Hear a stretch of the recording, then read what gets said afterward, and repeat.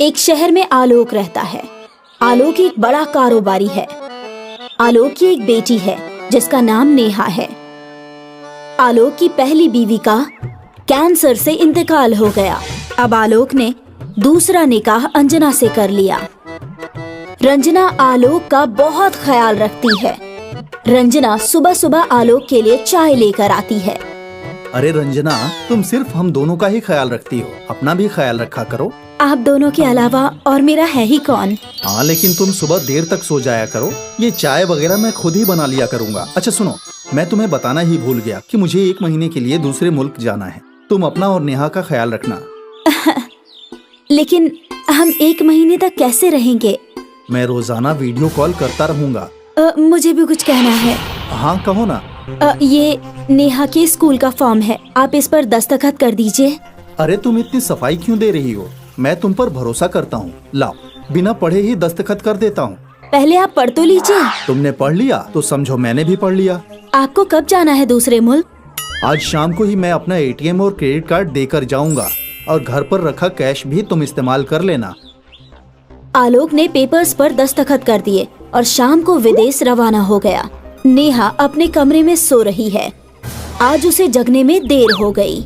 नेहा की आँख खुली तो उसने देखा कि आज अम्मी ने उसे जगाया नहीं।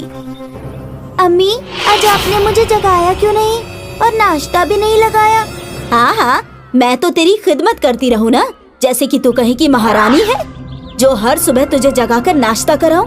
अम्मी, सब खैरियत तो है ना? हाँ, सब खैरियत है। जाके अब बावर्ची खाने में बर्तन मांज ले। लेकिन अम्मी, मुझे तो बर्तन मांजने आती नहीं। मांजने नहीं आती तो बर्तनों में खाना कैसे खाती है? चुपचाप जा और सारे बर्तन साफ कर दे। और हाँ, बिल्कुल चमकते हुए बर्तन चाहिए मुझे, वरना मुझसे बुरा कोई नहीं होगा। आज अम्मी को क्या हो गया है? मेरे साथ इतना बुरा बर्ताव क्यों कर रही है वो? अब जल्दी से बर्तन धो देती हूँ। अगर वक्त पे बर्तन नहीं धोए तो न जाने क्या हो जाएगा।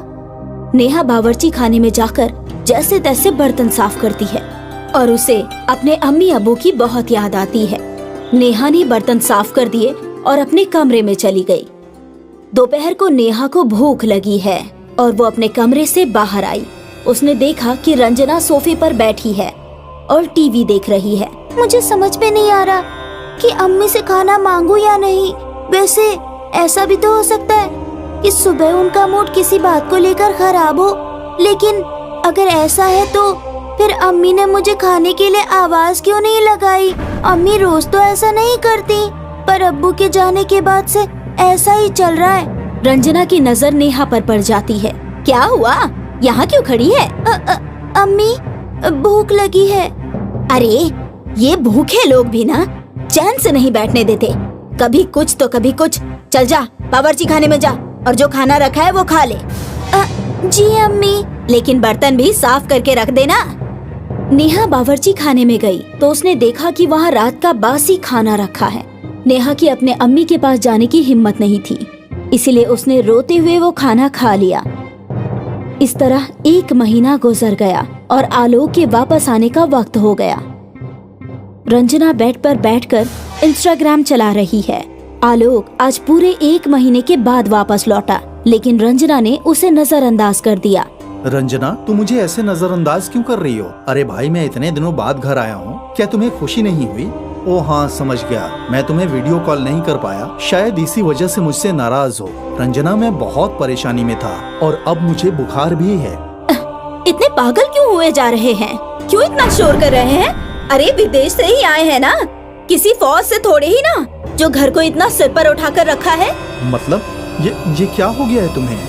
मैं इतनी टेंशन में हूँ, फिर भी खुश होने की कोशिश कर रहा हूँ, लेकिन तुम मुझसे ऐसे क्यों बात कर रही हो? मैं अभी अपने दोस्तों के साथ व्यस्त हूँ। सभी इंस्टाग्राम पर चैट कर रहे हैं।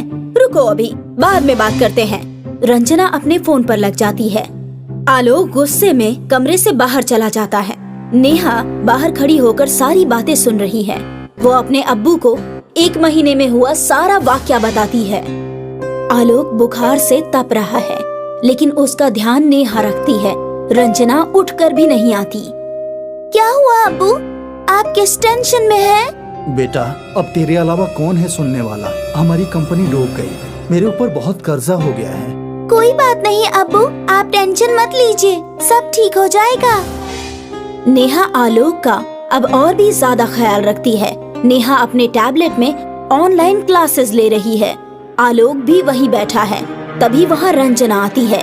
जब देखो तब इंटरनेट खत्म करती रहती है। बावर्ची खाने में काम पड़ा है, ये भी नहीं कि उसे खत्म करो, क्योंकि तुम्हारे अब्बा जान ने ही कराया है ना रिचार्ज। रंजना, ये कौन सी तमीज है बच्चों से बात करने की? और रिचार्ज मैं नहीं कराता तो कौन कराता? अब ये घर भी बेच रहा हूँ मैं। भिखारी लोग, आपके पास घर होगा तभी तो बेचोगे। क्या आप जानते नहीं कि ये घर अब मेरा है?